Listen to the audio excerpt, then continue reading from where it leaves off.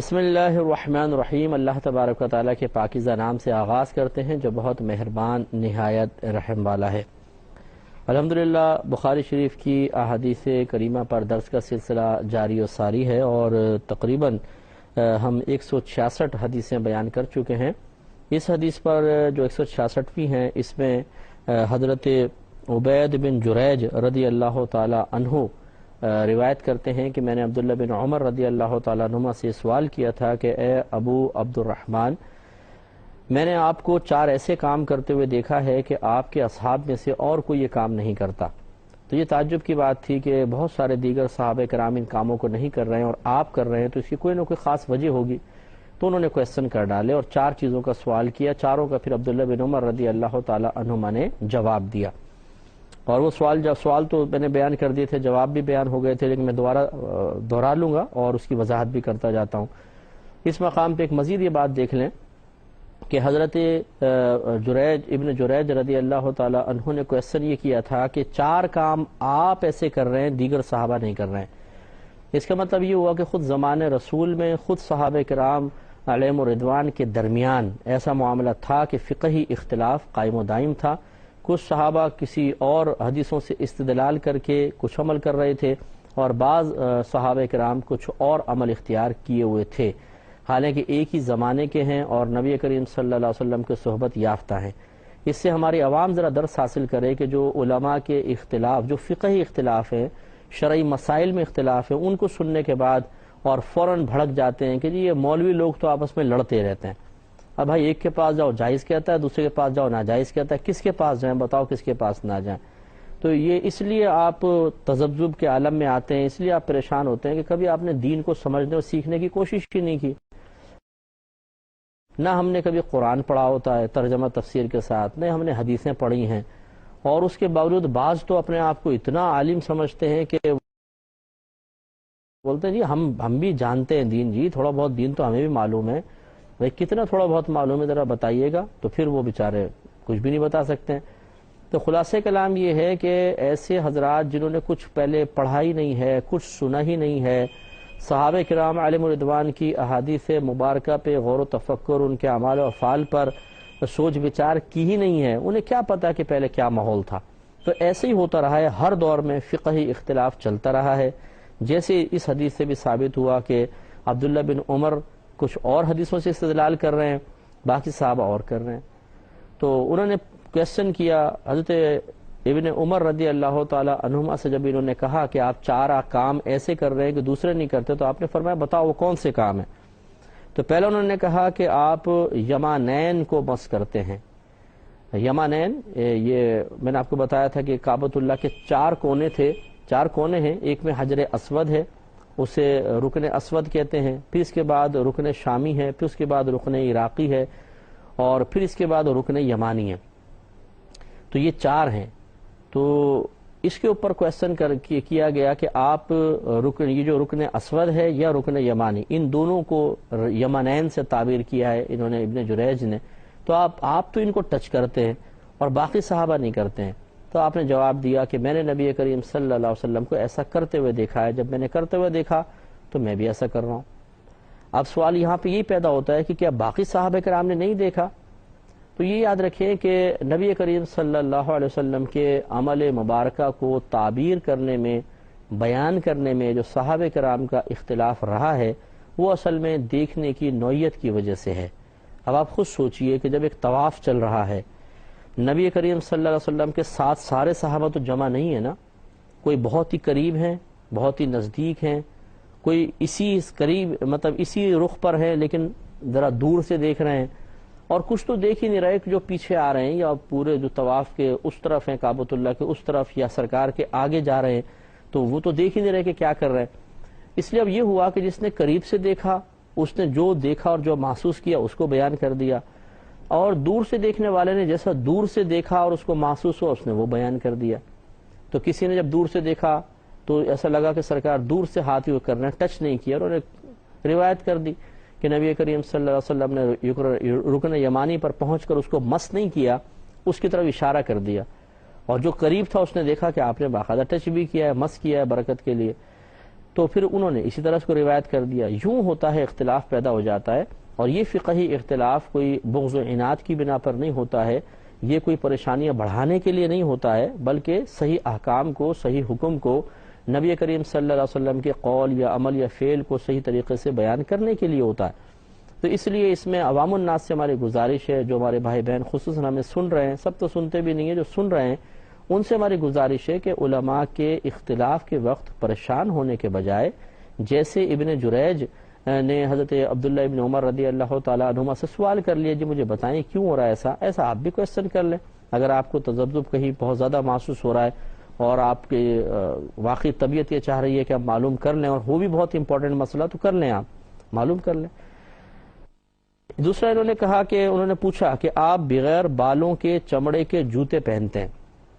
اس کا جواب حضرت عبداللہ ابن عمر رضی اللہ تعالیٰ عنہ نے یہ دیا کہ میں نے نبی کریم صلی اللہ علیہ وسلم کو دیکھا کہ آپ نے جب بھی نالین پہنی اس کے اوپر بال نہیں تھے, تو میں بھی سرکار کی سنت پوری کرتا ہوں. تو یہ بھی معلوم ہوا کہ یہ سنت کریمہ ہے کہ ایسے جوتے پہنے جائیں جو بالوں والے نہ ہوں, یہ سنت ہے. لیکن بالوں والے پہننا کوئی ناجائز یا حرام نہیں ہے. لہذا اگر کوئی ایسے چمڑا ملتا ہے جس پہ بھی جانور کے بال موجود ہیں اور وہ حرام چمڑا نہ ہو تو ٹھیک ہے, اس کو پہن سکتے ہیں, اس میں کوئی حرج نہیں ہے. لیکن سنت اگر پوری کرنی ہے تو بغیر بالوں والے چمڑا استعمال کرنا چاہیے. تیسرا انہوں نے کویسچن کیا کہ میں نے آپ کو دیکھا کہ آپ زرد رنگ کے ساتھ رنگتے ہیں, یعنی زرد رنگ کے ساتھ رنگتے ہیں, اس میں عام ہے کہ اپنی داڑھی کو رنگتے ہیں, سر کے بالوں کو رنگتے ہیں, یا اپنے لباس کو زرد رنگ سے رنگتے ہیں, سب اس میں مفہوم شامل ہو سکتا ہے. تو عبداللہ ابن عمر رضی اللہ تعالیٰ عنہ نے کہا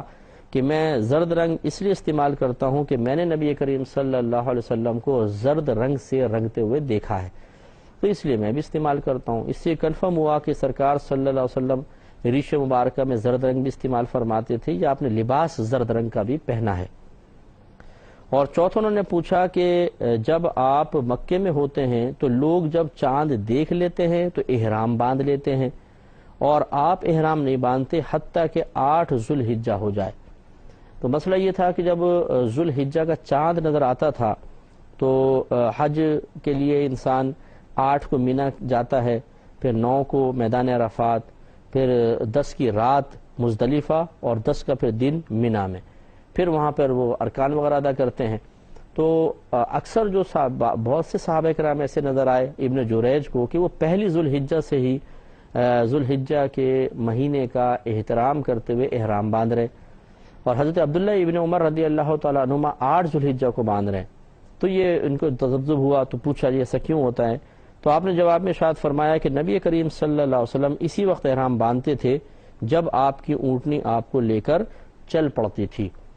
تو مراد یہ احرام باندھتے نہیں کہ بیٹھ گئے پھر احرام اونٹنی لے کے چل پڑیے تو احرام باندھ رہے. مراد کہنے کا یہ ہے کہ آپ احرام باندھتے تھے اور منی کی طرف روانہ ہوتے وقت یہ تلبیہ پڑھ لیا کرتے تھے اور سوار ہو کر فوراً آپ روانہ ہو جاتے تھے. تو لہذا معلوم یہ ہوا کہ نبی کریم صلی اللہ علیہ وسلم 8 ذو الحجہ کو احرام پہنتے تھے عبداللہ بن عمر رضی اللہ تعالیٰ عنہ کے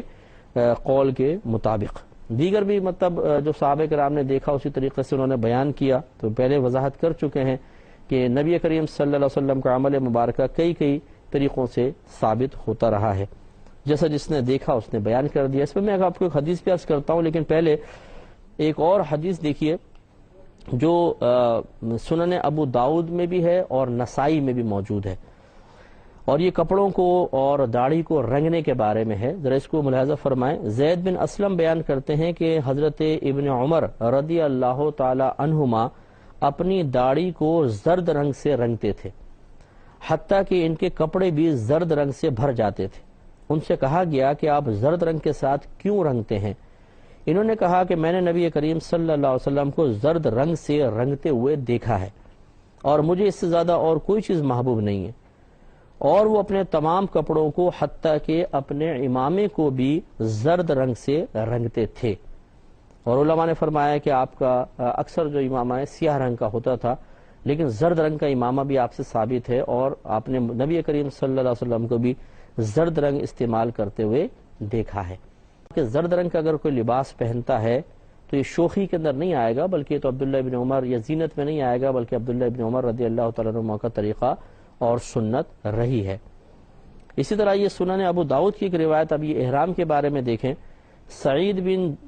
جبیر رضی اللہ تعالی عنہ نے حضرت ابن عباس رضی اللہ تعالی عنہما سے پوچھا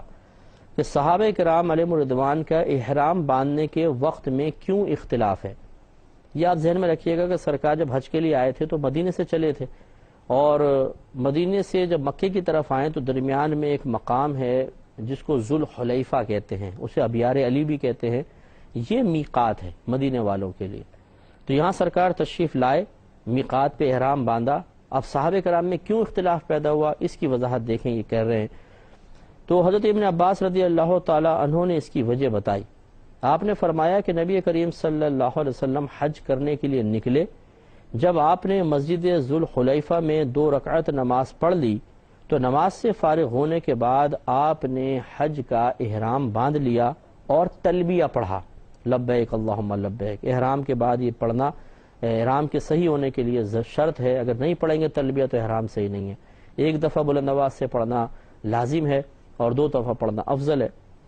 تو جب آپ نماز سے فارغ ہوئے، آپ نے حج کے احرام باندھ لیا اور تلبیہ پڑھا، جس کو لوگوں نے سنا۔ پھر آپ اونٹنی پر سوار ہوئے، اور جب آپ کو لے کر اونٹنی چل پڑی تو آپ نے پھر 1 دفعہ تلبیہ پڑھا، اور جب لوگوں نے آپ سے تلبیہ سنا تو انہوں نے کہا کہ آپ نے احرام اس وقت باندھا ہے۔ یعنی بعض نے جب مسجد کے جو اندر تھے ساتھ میں، انہوں نے دیکھا سرکار نے احرام پہنا، تلبیہ پڑھ لیا، تو لوگوں نے کہا احرام اس وقت باندھا ہے۔ پھر سرکار باہر تشریف لائے، اونٹی پر بیٹھے اور آپ نے تلبیہ پڑھا، تو جنہوں نے باہر سنا انہوں نے کہا کہ اس وقت سرکار نے گویا کہ احرام کی نیت کی ہے۔ جب اونٹنی میں سوار ہو کے روانہ ہوئے، پھر لوگوں نے سنا تو انہوں نے کہا کہ آپ نے احرام اس وقت باندھا ہے جب اونٹنی پر سوار ہو کر روانہ ہوئے، انہوں نے یہ روایت کر دی۔ پھر یہ فرماتے ہیں کہ پھر نبی کریم صلی اللہ علیہ وسلم روانہ ہوئے، اور جب آپ شرف البیداء کے مقام پر پہنچے تو آپ نے پھر تلبیہ پڑھا، اور لوگوں نے اس کو سنا تو انہوں نے کہا کہ آپ نے احرام اس وقت باندھا ہے جب آپ شرف البیداء کی بلندی پر چڑھے۔ اب دیکھیں 3 اختلاف ہو گئے، یہ وہی ملاحظہ فرمانے کی وجہ سے ہے، اور خود از خود اس سے نتیجے مرتب کرنے کی وجہ سے ہے، صحابہ کرام میں اختلاف ہوا۔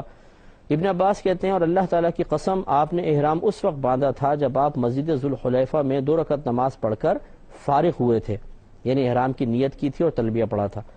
پھر اس کے بعد آپ سواری پر بیٹھے، اور جب وہ چل پڑی تو آپ نے تلبیہ پڑھا، اور جب آپ شرف البیداء کی بلندی پہ چڑھے تو پھر آپ نے تلبیہ پڑھا۔